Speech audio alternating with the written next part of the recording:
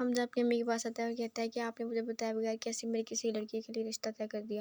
حمزہ کہتا ہے آپ کو پتہ ہے نا میں کسی لڑکی سے شادی نہیں کرنا چاہتا، میں نے ایک بار اپنی زندگی برباد کر کے دیکھ لیا، اب دوبارہ نہیں کرنا چاہتا۔ حمزہ کہتا ہے کہ آپ نے جتنی بھی لڑکیاں دیکھ لی ہیں ان کو ریجیکٹ کر دیا، میں کسی سے شادی نہیں کروں۔ حمزہ کی امی کہتی ہے کیسے تم شادی نہیں کرو گی، میرے بھی کچھ ارمان ہے، میں بھی چاہتی تھی کہ میرے بیٹے کی شادی ہو، میری بہو میرے گھر میں آ، اور تم دیکھو کہ تم نے شادی ہی نہیں کرنی۔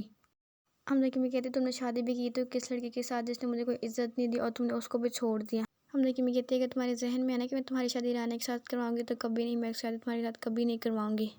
حمزہ کہتا ہے کہ آپ جو مرضی کر لیں، میں اس لڑکی کے ساتھ شادی نہیں کروں گی، میں نے ایک لڑکی دیکھی ہے جو مجھے بہت پسند ہے، میں اسی کے ساتھ شادی کروں گا۔ حمزہ کی امی کہتی ہے تم کس چیز کا ویٹ کرے، مجھے اس سے ملواؤ نا، کیسے میں اس کو دیکھنا چاہتی ہوں۔ حمزہ کی امی کہتی ہے میری پسند نہیں تمہاری پسند صحیح، لیکن تمہاری شادی تو ہو جائے، کوئی ہمارے گھر بہو تو آ جائے، کچھ نہ کچھ تو کرو۔ کہتی ہے یہ نہیں کہ تم اپنی لائف ایسے برباد کرنی ہے، تمہیں شادی کرنی ہے، بس بیٹھے رہنا ہے اور ہر وقت نانے کے آگے پیچھے پھرتے رہتے، اپنے چہرے پہ تھوڑا سا دھیان دو، تمہیں کیا ضرورت ہے اس کے آفس میں جانے کی، اس کو بتانے کی۔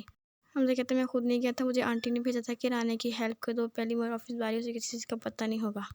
حمزہ کی امی کہتی بہت ہوگی دوسرے کی ہیلپ، اب گھر میں بیٹھو اور اپنی صحت کو دھیان دو۔ حمزہ کہتے ہیں نہیں 2-3 دن تو میں رانے کے ساتھ جاؤں گا، اس کو بتاؤں گا، پھر میرے ساتھ گھر میں بیٹھے رہوں، وہ میری مرضی ہے، میں نے بیٹھنا ہے کہ نہیں، میں نے ساتھ جانا ہے کہ نہیں، آپ ہی فیصلہ کرنے والی کوئی۔ رانی اپنی امی سے کہتی ہے میں آپ کو کیا ضرورت تھی حمزہ کو یہ کہنے کی کہ میرے ساتھ آفس میں جائیں اور مجھے بتائیں، آپ کو پتہ ہے میں خود کر سکتی تھی۔ اور رانی کی امی کہتی ہے ہاں مجھے پتا تھا کہ تم کتنے کس طرح کام کر سکتی ہو، کس طرح نہیں۔ رانی کی امی کہتی ہے میں نے برا کیا کہ اس وقت ہم صرف ان پہ اعتبار کر سکتے تھے اور کسی پہ بھی نہیں، اور کہتے ہیں کہ دوسروں پہ اعتبار کر کے ہم نے دیکھ لیا کہ کیا انجام نکلتا ہے۔ رانی کہتی ہے اماں جو بھی ہوا، لیکن آپ کل کو حمزہ کو میرے ساتھ نہیں بھیجیں گے۔